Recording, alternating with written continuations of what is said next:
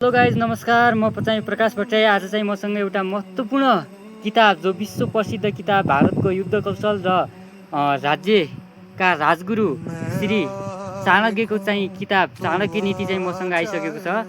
आज यो किताबबाट चाहिँ मैले हजुरहरूलाई सम्पूर्ण युद्ध कौशलहरू चाणक्यका भनाइहरू बारे जानकारी दिनेछु। यो भिडियोमा मात्र नभई हरेक पाठमा चाहिँ एउटा भनाइहरू चाहिँ दिएको छ यस चाणक्य नीतिमा।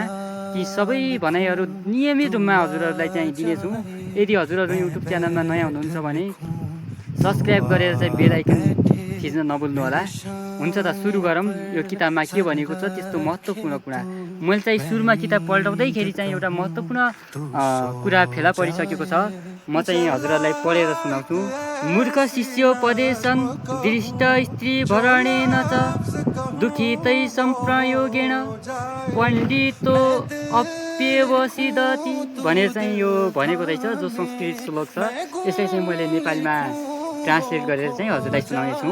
मूर्ख विद्यार्थीलाई पढाउनाले तथा दुष्ट स्त्रीको पालन पोषण गर्नाले र दुखी आत्माहरू दुखी व्यक्तिहरूसँग चाहिँ सम्बन्ध राख्नाले बुद्धिमानी मानिस पनि दुखी नै रहनेछ भनेर चाहिँ यो चाणक्य नीतिमा चाहिँ आचार्य चाणक्यले भन्नुभएको रहेछ।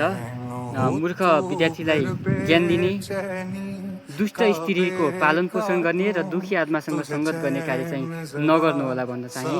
हुन्छ, यसै गरी अर्को भिडियोमा चाहिँ अर्को भनाइसँग आउनेछु भन्दै यही भिडियोलाई म यहीँ अन्त्य गर्न चाहन्छु। हस्त नमस्कार, धन्यवाद।